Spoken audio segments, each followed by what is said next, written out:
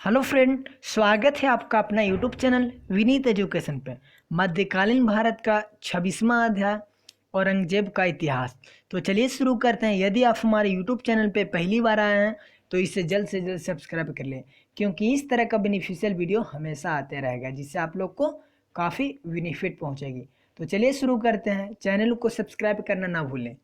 तो first question है, निम्न में से किस मुगल बादशाह का 2 बार राज्याभिषेक हुआ था? औरंगजेब का, या जहांगीर, शाहजहां, या हुमायूं? तो इसका राइट आंसर हो जाएगा औरंगजेब। मुगल बादशाह औरंगजेब का राज्याभिषेक 2 बार हुआ था। उसका पहला राज्याभिषेक दिल्ली में जुलाई 1658 ईस्वी को हुआ था, जबकि उसका दूसरा राज्याभिषेक जून 1659 ईस्वी में हुआ था। तथा अब्दुल मुजफ्फर मुहिउद्दीन मोहम्मद औरंगजेब बहादुर आलमगीर बादशाह गाजी की उपाधि धारण कर वह मुगल बादशाह की गद्दी पर आसीन हुआ था। तो इसका राइट आंसर हो जाएगा ए। अब मैंने बताया आलमगीर, तो आप ध्यान रखिएगा औरंगजेब को आलमगीर के भी नाम से जाना जाता है। राजा जय सिंह एवं शिवाजी के मध्य पुरंदर की संधि कब हुआ था? जून 1665, मई 1665, जून 1666, या मार्च 1666? तो इसका राइट आंसर हो जाएगा पुरंदर की संधि जून 1665 ईस्वी में शिवाजी एवं राजा जयसिंह के बीच हुआ था। तो इसका राइट आंसर हो जाएगा जून 1665। ये इसका राइट आंसर हो जाएगा। औरंगजेब के किस पुत्र ने विद्रोह करके राजपूतों के विरुद्ध अपने पिता की स्थिति को दुर्बल कर दिया था? तो औरंगजेब के एक पुत्र था अकबर। ये अकबर वो नहीं है, ये औरंगजेब का पुत्र है अकबर। तो औरंगजेब के पुत्र अकबर ने राजपूतों से सहयोग प्राप्त कर अपने पिता के विरुद्ध विद्रोह कर दिया था। प्रारंभ में मेवाड़ से, फिर ये मराठा से ये सब शरण लिया था। और फिर जब औरंगजेब इसे पकड़ने जाता है तो अंत में यह फारस भाग जाता है और यहीं फारस में ही उसकी मृत्यु हो जाता है। तो इसका राइट आंसर हो जाएगा अकबर। किस मुगल शासक को जिंदा पीर के नाम से जाना जाता है? तो औरंगजेब जो कुछ भी दूसरों पर लागू करना चाहता था उसका वह स्वयं पहले अभ्यास करता था।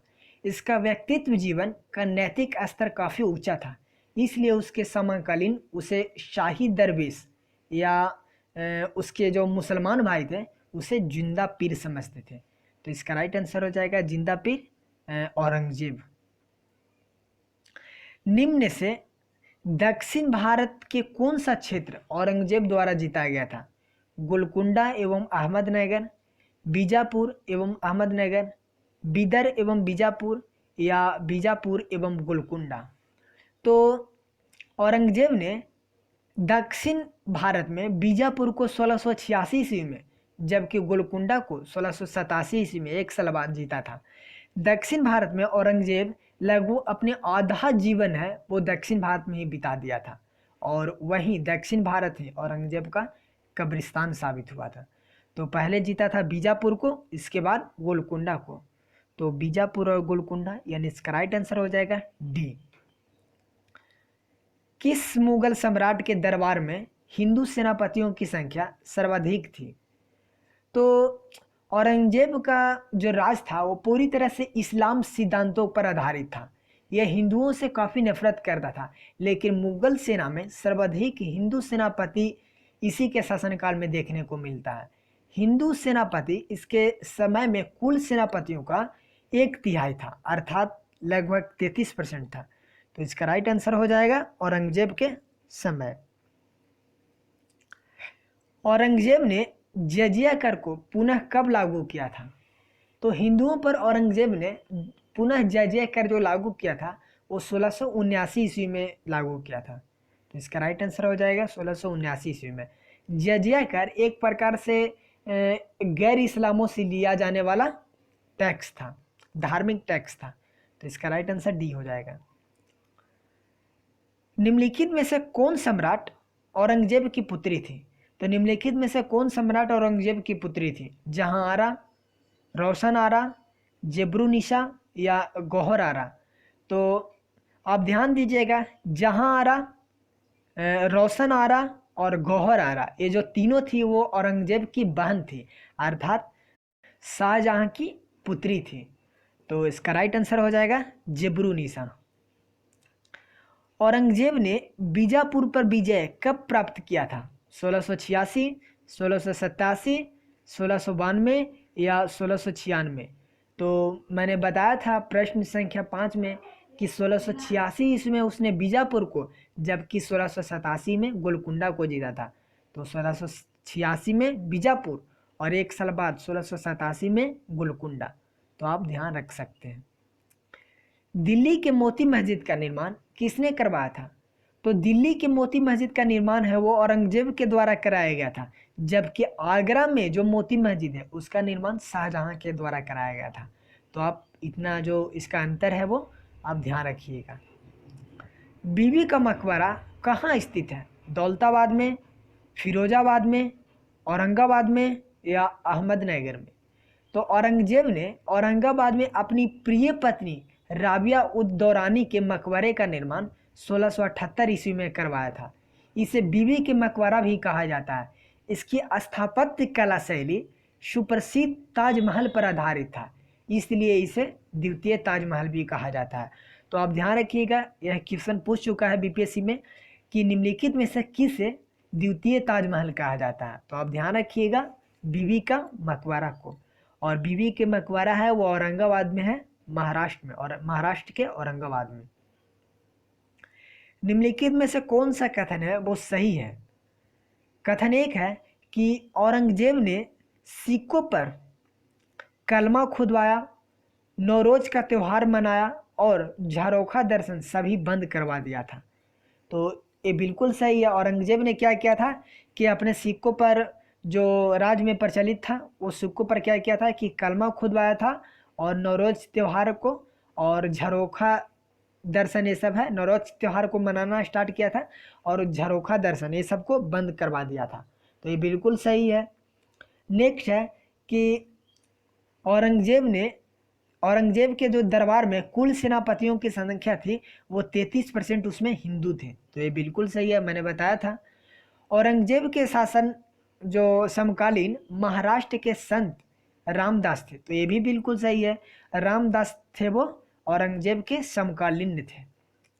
नेक्स्ट है कि धर्मद का युद्ध दारा सिकोह एवं औरंगजेब के बीच हुआ था। तो ये भी बिल्कुल सही है। तो इसका राइट आंसर हो जाएगा, इसमें जो सभी प्रश्न है वो, सभी कथन है वो सही है। मुगल शहजादा जिसने उत्तराधिकारी के युद्ध में औरंगजेब से पराजित होकर श्रीनगर गढ़वाल के शासक पृथ्वी सिंह के यहाँ शरण ली थी। तो किसने लिया था शरण पृथ्वी सिंह के यहाँ? गढ़वाल शासक पृथ्वी सिंह के यहाँ मुराद ने, या दारा सिकोह, शाह शुजा या सुलेमान सिकोह ने? तो इसका राइट आंसर हो जाएगा सुलेमान सिकोह ने क्या किया था कि औरंगजेब से जब पराजित हुआ था तो गढ़वाल के जो राजा थे पृथ्वी सिंह, उसके यहाँ शरण लिया था। निम्नलिखित में से कौन सा औरंगजेब द्वारा बनाया गया है? तो निम्नलिखित में से कौन सा है वो औरंगजेब द्वारा निर्मित कराया गया है? जामा मस्जिद। तो जामा मस्जिद आप लोग जानते होंगे कि बाबर ने कराया था। नगीना मस्जिद, तो इसका भी निर्माण औरंगजेब ने नहीं करवाया था। आप लोग कमेंट करके बताइएगा कि नगीना मस्जिद का निर्माण किसने कराया था। और मोती मस्जिद जो दिल्ली में है उसका निर्माण कराया था औरंगजेब के द्वारा। तो इसका राइट आंसर हो जाएगा सी, मोती मस्जिद का निर्माण है वो दिल्ली में औरंगजेब द्वारा कराया गया था। तो इसका राइट आंसर सी हो जाएगा। नेक्स्ट है, आलमगीर के नाम से किस मुगल शासक को जाना जाता है? तो मैंने बताया था कि औरंगजेब को आलमगीर के भी नाम से जाना जाता है, क्योंकि उसने औरंगजेब जो आलमगीर है उसके नाम से राज्याभिषेक कराया था। मैंने बहुत लंबा चौड़ा है वो नाम बताया था, तो आप उसे ध्यान रखिएगा। तो चलिए नेक्स्ट क्वेश्चन की ओर चलते हैं। निम्नलिखित में से कौन सा कथन है वो सही है? कथन एक है कि औरंगजेब जो कुछ दूसरों पर लागू करना चाहता था उसका स्वयं अभ्यास पहले करता था। ये बिल्कुल सही है, मैंने बताया था। जिसे उसके समकालीन उसे शाही दरवेश समझते थे और उसका नैतिक स्तर काफ़ी ऊंचा था, इसलिए उसे जिंदा पीर भी बोलते थे। तो दूसरा कथन है कि उसके व्यक्तिगत जीवन का नैतिक स्तर काफ़ी ऊंचा था तथा वह अपने युग के प्रचलित पापों से दृढ़तापूर्वक अलग रहता था, इसलिए मुसलमान उसे जिंदा पीर के रूप में जानते थे। तो दोनों कथन है वो सही है, तो इसका राइट आंसर 1 एवं 2 हो जाएगा। आप लोग जानते होंगे कि इसका जो राज्य था वो पूरी तरह से इस्लामी पत्ती पर आधारित था। नेक्स्ट है कि औरंगजेब ने इस्लाम धर्म स्वीकार न करने के कारण किस सिख गुरु की हत्या कर दिया था? गुरु अमरदास, गुरु हरगोविंद, गुरु हरराय या गुरु तेग बहादुर? तो इसका राइट आंसर हो जाएगा गुरु तेग बहादुर की हत्या है वो इस्लाम धर्म न स्वीकार करने के कारण औरंगजेब ने शीश है उनका कटवा दिया था, शीश महल। इसका राइट आंसर हो जाएगा डी। औरंगजेब के शासनकाल में जाटों ने किसके नेतृत्व में विद्रोह किया था? तो गोकुल, राजाराम, बिशन सिंह या संभाजी? तो इसका राइट आंसर हो जाएगा राजाराम।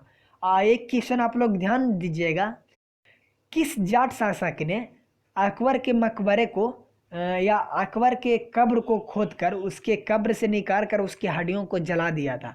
तो यह राजाराम ने ही ऐसा किया था। निम्नलिखित में से औरंगजेब के गुरु कौन थे? मीर मोहम्मद हकीम, अब्दुल रहीम खान खाना, अब्दुल कादिर बदायूनी या मिर्ज़ा हैदर खान? तो इसका राइट आंसर हो जाएगा वो मीर मोहम्मद हकीम, ये इसका राइट आंसर हो जाएगा। औरंगजेब की मृत्यु कब हुआ था? 1706 में, 1707 में, 1708 में या 1709 में? तो इसका राइट आंसर हो जाएगा 1707 ईस्वी में औरंगजेब की मृत्यु हो जाती है। इसके बाद स्टार्ट होता है उत्तर मुगल काल, जो 1857 ईस्वी तक चलते रहता है। तो आज का 20 क्वेश्चन पूरा हो गया। आई होप आप लोग की सीरीज काफ़ी पसंद आया होगा। आपको वीडियो अच्छी लगी है, मेहनत अच्छी लगी है तो प्लीज़ जल्दी से इस वीडियो को लाइक कीजिए, दोस्तों के पास शेयर कीजिए और इस चैनल को ज़रूर सब्सक्राइब कीजिए। चलिए नेक्स्ट वीडियो में मिलते हैं। Thank you.